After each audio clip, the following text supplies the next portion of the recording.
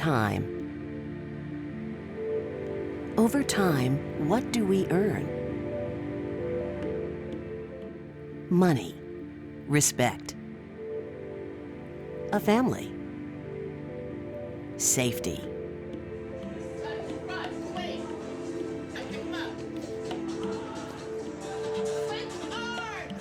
Over time, our hands, our feet and knees, our organs and our minds become less nimble. We can find ourselves in need of nurturing, in need of protection. And yet, as we move forward into the 21st century, it seems as though our nation's elderly and adults with disabilities are under assault. In this new century, nearly 12,000 vulnerable adults a year in Virginia are reported to be abused, neglected, or exploited. By making the decision to become involved in the safety and protection of vulnerable adults, you have taken on one of the most important commitments any community can make: protecting them from abuse, neglect, and exploitation. These are some big bruises, aren't they? One of the challenges you face is recognizing when a vulnerable adult in your care is at risk. The signs are not always obvious, and in the case of the elderly and adults with disabilities, many are unable to communicate their concerns because they're either afraid or unable to recognize their predicament. I'm quite disturbed and I'm confused, honey. Learning how to recognize signs of abuse, neglect, and exploitation is an important component of the responsibility you have taken on in working with vulnerable adults. In fulfilling that duty, you will make a contribution to the statewide effort to honor those who have given us so much over the course of their lives. The Commonwealth of Virginia has placed an important responsibility on all professionals who have the job of taking care of the elderly and disabled adults. These professionals are required by law to report suspicions of abuse, neglect, and exploitation to your local Department of Social Services. Unless you carry out your obligations, your local Department of Social Services will lose an opportunity to offer help to those at risk. While many people in the field are aware of the very real problem of adult abuse, neglect, and sometimes even self-neglect and exploitation, too many Virginians are not. And it's critical that those people who interact with our parents and grandparents, when they see this kind of abuse taking place, that we make sure they report this information. If we don't know, if folks in social services, if folks who are the caregivers are not aware, and sometimes it is the caregivers, unfortunately, who are creating the abuse. If we don't have these mandated reporters getting this information back, then we can't correct the problem. The importance of your duty as a mandated reporter cannot be overstated. The amount of abuse, neglect, and exploitation in Virginia is staggering and continues to rise. Of the nearly 12,000 reports investigated every year by Adult Protective Services, at least 60% have been substantiated. As shocking as these numbers are, the story is deeper than that. In the only national incident study conducted to date, only 1 in 14 cases of abuse, neglect, and exploitation are ever reported. Many are either unable or afraid to reach out for help. Clearly, more must be done. We focus a lot on the younger populations and everything, but we sort of have forgotten about the senior population.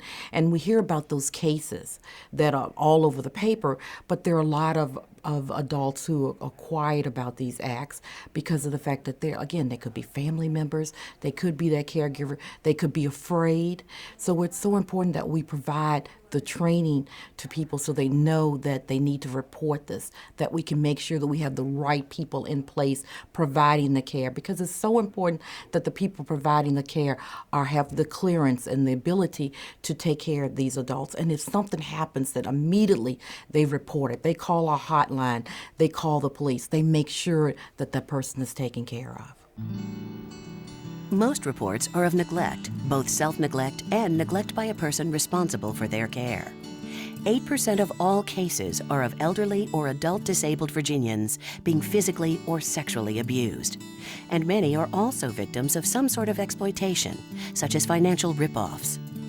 Oftentimes, at-risk adults will suffer a combination of abuse, neglect, or exploitation. Abuse, neglect, and exploitation occur everywhere, but most often at home. A significant portion of these wrongs also occur in nursing homes and assisted living facilities.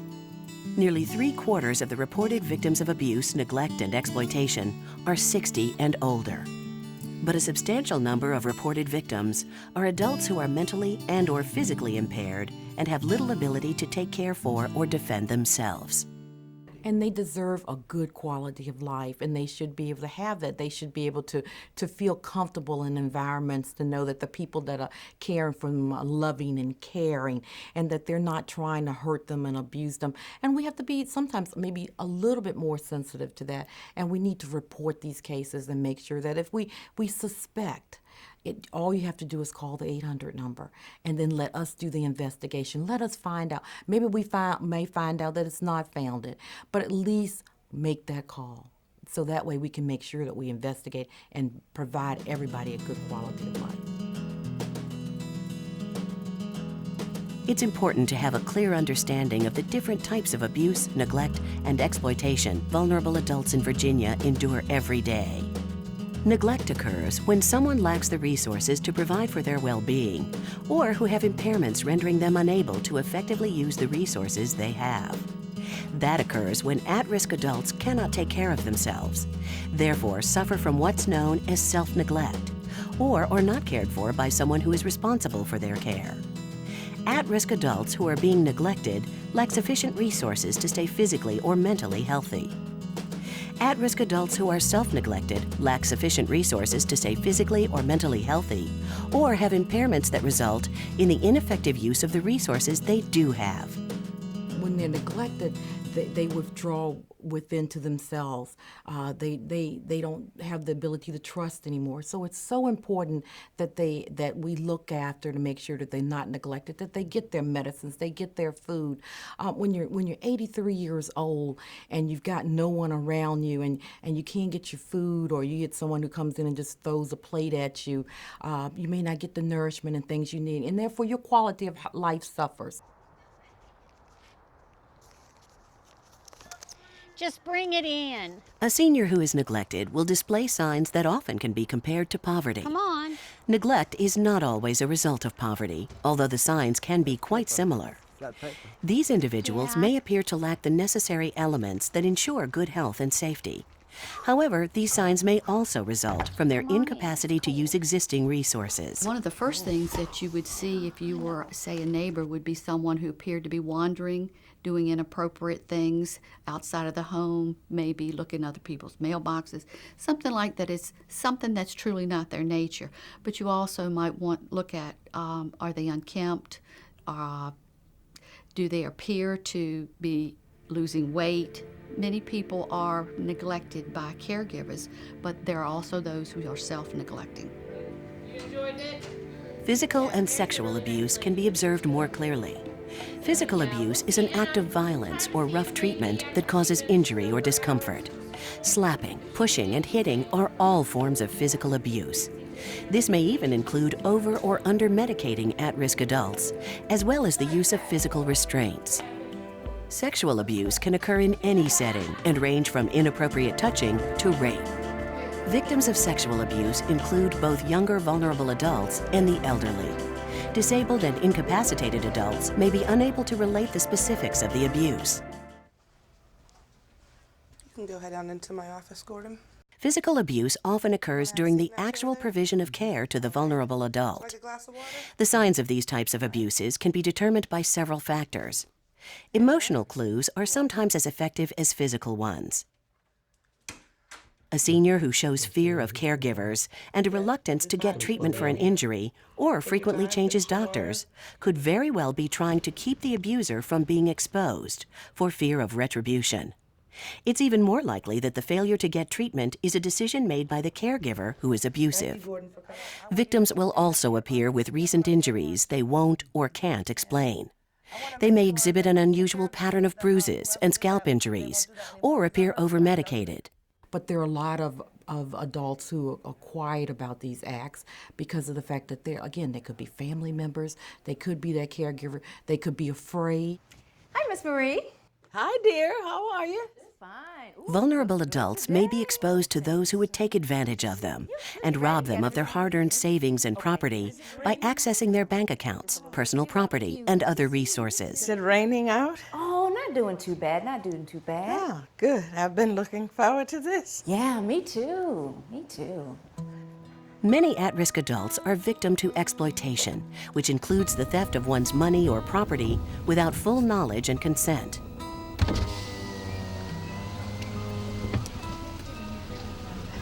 Alrighty, I think we're ready for your card. Thank you. There are those who steal money, pension checks, and even personal belongings and/or property. And English, and what was your pen again? 1618, And how much? $20. All right. Some take advantage of power of attorney to make the vulnerable adult change their will, give over their homes, their cars, and other tangible personal property. A senior who is being exploited may exhibit irresponsible or unusual behavior with their finances. This behavior could develop over time or be a sudden change. A lot of the senior citizens, they have worked all their lives for what they have, and now to be in the eve of their lives when they're supposed to be in the enjoy life, they're finding that they don't have the resources to do that. And today in the economy, they need the money, and it's difficult if you have someone taking it from you. And there are all different kinds of ways that people do that. They, it may not be so blatant that they go in and use the ATM card, or they actually go in and take it right from the account. They may threaten, if you don't give me this money, if you don't give me your check, I'm not going to do this for you. And some adults live in fear, and so therefore they act out of fear. Tragically, these three offenses are only part of the wide spectrum of abuse adults with disabilities and the elderly may suffer. Your ability to recognize the signs of abuse, neglect, and exploitation in an elder or adult disabled person can oftentimes be the difference between a secure and dignified life and a devastating one.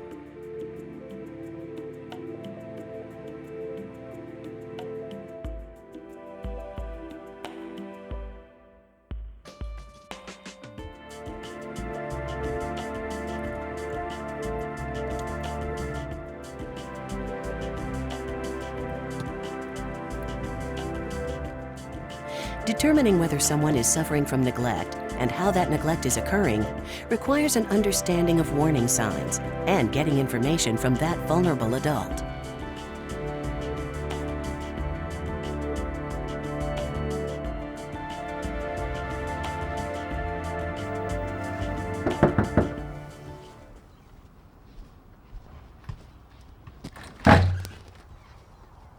Hello, are you Mrs. Speck? Yes? Hi, I'm Officer Woodson, Henrico County Police. Do you mind if I come in and speak with you a few minutes? No, that's all right. Thank you.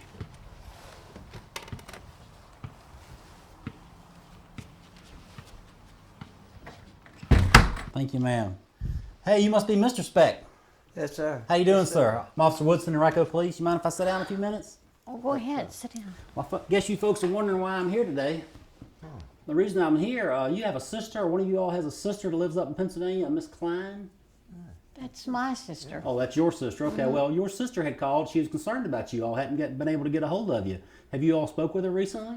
Our telephone's broken. Oh, telephone's broken, I see. It's important to create a sense of security between you and the person you suspect may be a victim of neglect.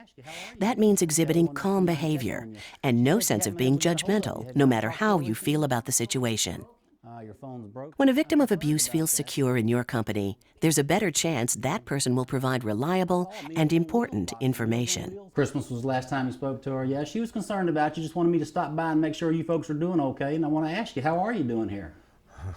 Pretty good. Doing pretty good? I can tell you, I'm freezing cold in here. You don't have the heat on today? Oh, you're cold? Yes, ma'am. Something's wrong with the heat. Oh, is that right? We got the power on, but he... Yeah, I don't see how you can stand it. It's mighty chilly in here for me, and I've got this big coat on. Oh, I'm sorry. How long have you folks been living here? 30 years. Yeah. 30 years about. And how long do you think the heat's been off? Oh. I don't know. Christmas? Oh, Maybe after Christmas. Is that right? bit. Is that right? Well, you guys have any family or friends that lives in the area? Come by and No. check on you or anything? No. You don't? No. Just you two here live alone? Yes. Yeah. Do you all drive? Can you have a way to go to the store and get the things you need? Just walk. Just walk, yeah. Well, the store's a good little bit away. I wouldn't think you'd walk in this kind of weather, would you? No. When's the last time y'all had something to eat? We had peanuts Peanuts, when'd you have those? This morning? today. Yeah. What are you going to have for dinner? You got anything planned for dinner? Not yet. Not yet, yeah, yeah. We'll find something. What about any medicines y'all might need? Either one of y'all take medicine you have to have every day? Yeah. We both do. Oh, is that right? He takes for his Parkinson's. Oh, is that right? Well, how do y'all get back and forth to get those prescriptions filled? That's tough. Since the bus is not coming by, we don't. Yeah. It's still much. closed up the street. Is that right? Yeah, that's not good. Mr. Speck, I see you kind of squinting at me. Do you normally wear glasses? Oh my, somewhere You got a pair around here somewhere? Well, let's take a look around and see if maybe we can find them. Oh, he's always losing his Oh, glasses. here they are right here. Always losing them, huh? Right. How old are you folks? Oh, Well, 77. I'm 72. You're 72? 76? 76? Yeah. You're 76, Mr. Speck? Well, look like Been you- around there a long time. Is that right? Well, look like you're doing fairly well for yourself. Hopefully you'll be around a lot longer. To tell you, do you mind if I look around a few minutes? See what kind of things you have in your kitchen? Oh, guess it's all right. Okay. Nice. Your observations can help you determine whether this person may be a victim of neglect or self-neglect.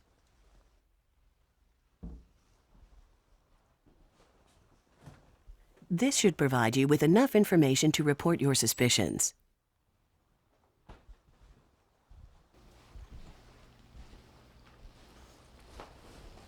Well, again, I appreciate y'all speaking with me. I tell you, I went in and looked inside your cupboards and in your refrigerator, and they look a little bare. I'm concerned about that.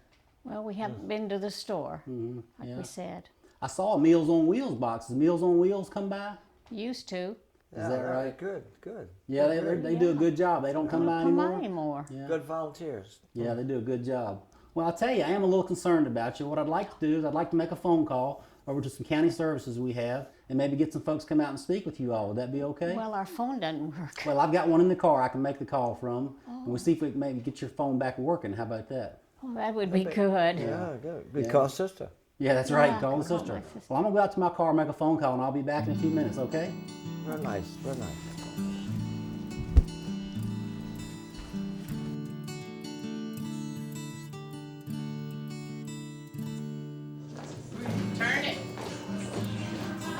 It's important to keep in mind the older and more infirm, the greater the risk of accidental falls. So seniors and disabled adults can frequently be found with bruises and scars. The key is differentiating the wounds that are the result of accidents and those that are the result of a deliberate attempt to harm an elderly or disabled person. If you have an elderly or disabled person in your care who reports pain or has injuries, there are ways to determine if the injury or pain is as a result of accidental injury or physical abuse. The location of the injury is very important. Injuries that are on bony prominences like your elbow, your hands, knees are normal, just in everyday life. We bump and bruise. But injuries that are on the top of your head, the inside of your thighs, on the inside of your arms, are areas that you do not normally have injuries. And those are things that should stand out to caregivers, mandated reporters, that this is not normal. The other thing are areas of possible restraint marks, and that would be your wrist, upper arms, your ankles, your thighs, and then around the abdomen and chest. This is an elderly female, and this is her ear and hairline, multiple bruises about her body. But this one is important because it's injuries to places that there shouldn't be. You shouldn't have bruising behind the ear and the hairline. This was a result of ear and hair pulling. This is an elderly female that came in from an adult facility nursing home who had multiple injuries. She has a very large hematoma on her head, which is a collection of blood under the skin, which has clotted.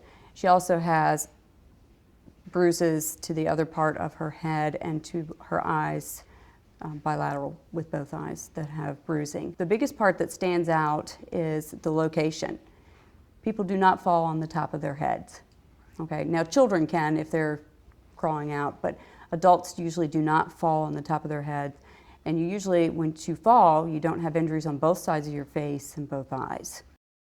This is a elderly female who had, it was described as a fall, but she had injuries over her whole body.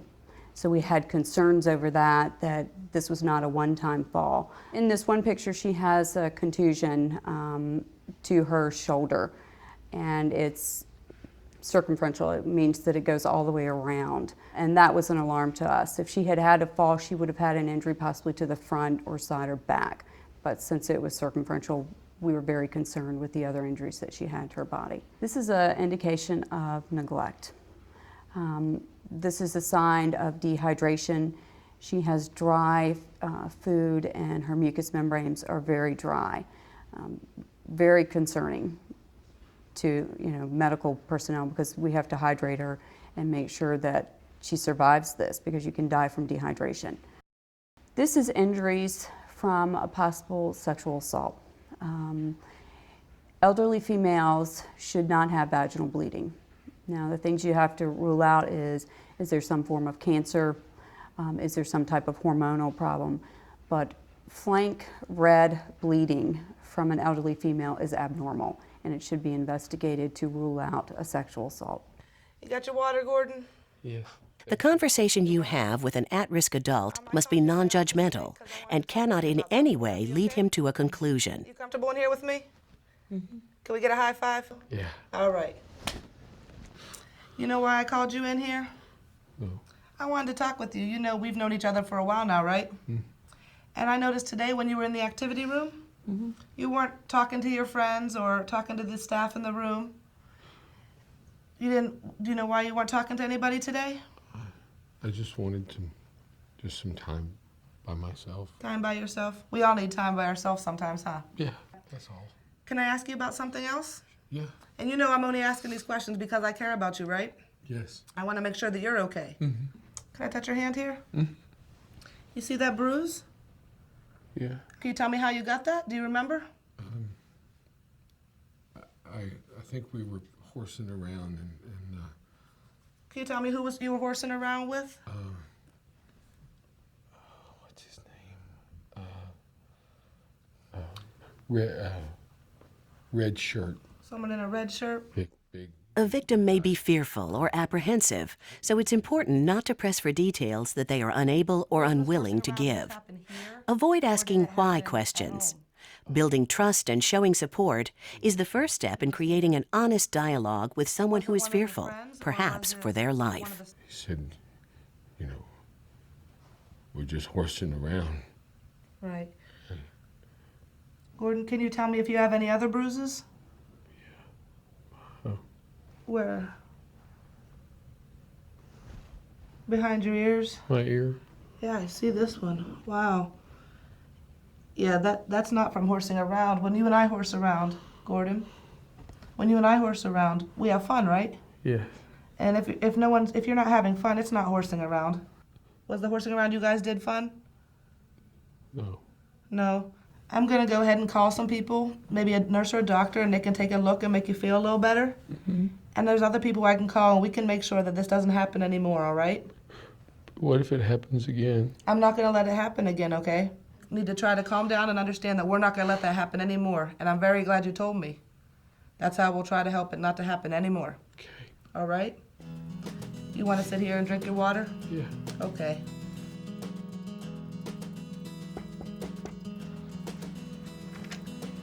Good morning, Miss Goodman. morning. You wanted to see me? Yes, darling. Come right on All in. right. Someone older or with mental health issues who is being financially exploited could very well be confused about the whole affair and not suspect a thing. She may very well believe that she has depleted money from her account on her own. The lady called me from the bank and said that I didn't have enough money in there to cover 2 checks I'd written. There was no money in the bank. And my check is directed right to the bank. Okay, you see, direct deposit. Yes, indeed. Okay. And I'm a little concerned because I want to know what happened to my money. All right. And my jewelry, same thing. My ring, my wedding band with all the diamonds that goes with this was missing. All right. Do you have, do you use an ATM card or do you normally write checks? Well, both. I do both, but I don't do it. My friend sends her daughter over here to help me twice a week with my groceries and my cleaning, and that's all I spend, you see. All right, and was she with you the last time that you used your check or your ATM card? She used it. I let her do everything. I Okay. just picked my food, you see. Uh-huh. And she takes care of the money end of it. Okay, let's go back to the ATM card. With the ATM card, does she have access to your PIN? Does she know your PIN number? Yes, she does. I gave her access to everything, you know. Okay. So good to have such, what I thought was, just good help. Okay. Is this the first time she went with you? Oh, no. Okay. Oh, no. She's been going with me quite a while now, but this is the first time. The bank has called me to tell me that I don't have the money in the bank. Miss Goodman, what I'm going to do, I'm going to go out down to my office and I'm going to make a phone call. See if we can get this resolved. And if it's okay with you, when I come back, I would like to go back and check where you normally keep your rings to see if just perhaps it's underneath another piece of jewelry or if anything else is out of place. Is that okay? That is just fine with me, honey. All right, okay. Well, I'll be back shortly, okay? And try not to worry too much. I promise you I'll do my best. Thank you so much, You're very darling. welcome. I really appreciate it. You're very welcome. I'll be back shortly, okay? And you try not to worry too much. All right. Notice how the caregiver never told the woman that she thought something happened. She showed concern for the woman's financial plight, told her she wanted to help discover what happened and how it might be fixed. Once you have determined there is reason to suspect a senior or disabled adult is being abused, neglected, or exploited, it's time to report your suspicions to the local Department of Social Services. Keep in mind, this is not a choice. Once you suspect abuse or neglect, you are required by law to report your suspicions. Good morning, Adult Protective Services. Yes, good morning. My name is Mel, and I'm calling from Virginia Assisted Living Facilities. And I need to speak with someone in reference to a resident of mine, some mishandling of funds. Okay, I'll be happy to take this information. Could you provide me with her name and her address and her age? Okay, her name is Mrs. Ann Goodman, and the address is 3800 Ridgefield Parkway. She's 82.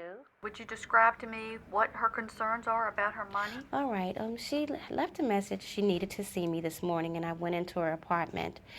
And she'd received a call from her bank, and apparently she had a few checks that were returned for insufficient funds. Also, she noticed that she was missing a piece of jewelry.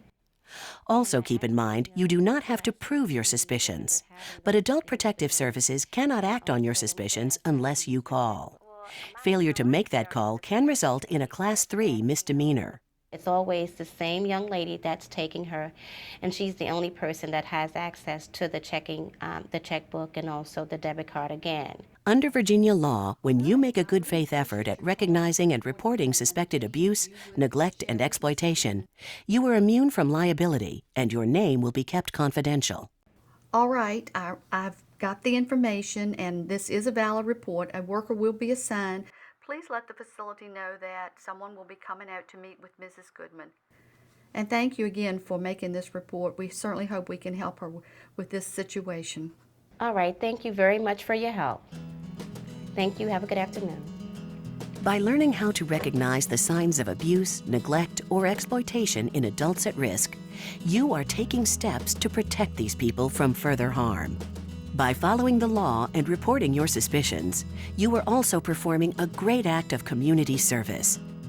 I got to tell you, as a son who's got my own mom and dad in a circumstance now where my mother has got a bad case of Alzheimer's and my dad is there 24/7 to take care of her, but sometimes he has to get away, so we've got people to come in and help take care of her.